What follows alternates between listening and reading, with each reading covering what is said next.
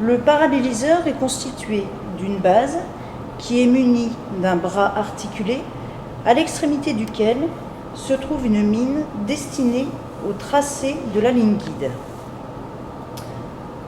Il est également constitué d'un socle dont le plateau est orientable. Il permet de recevoir le modèle qui est fixé à l'aide d'une vis de serrage.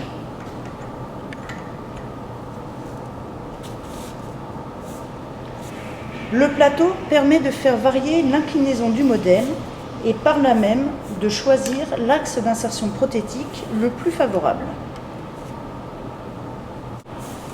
Un système de blocage permet d'immobiliser le plateau dans la position choisie. Pour choisir l'axe d'insertion, il faut se mettre en vision monoculaire.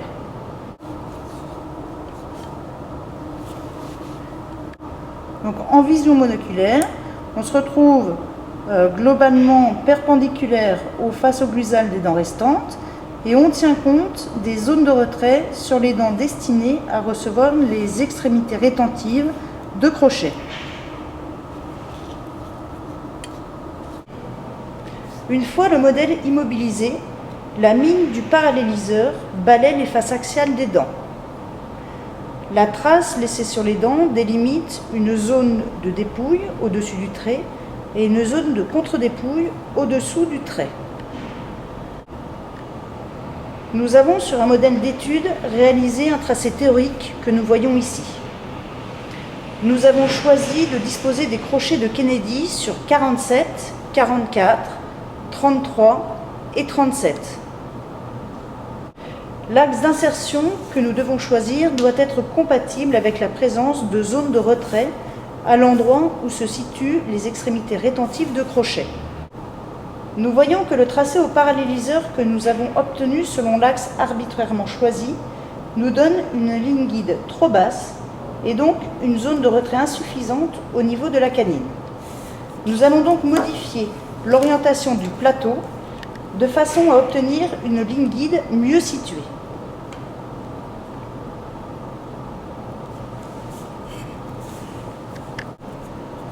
Bien sûr, il est nécessaire d'effacer tous les traits précédents avant de réaliser un nouveau passage de la mine sur les dents.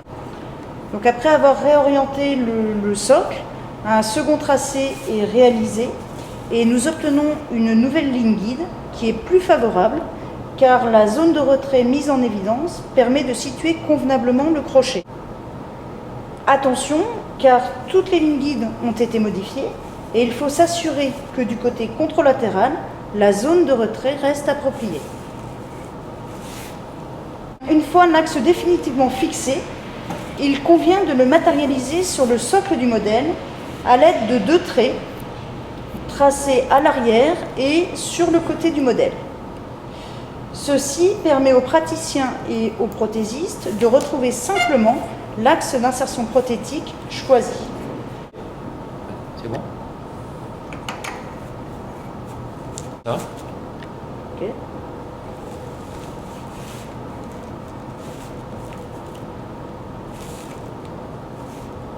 Et ça?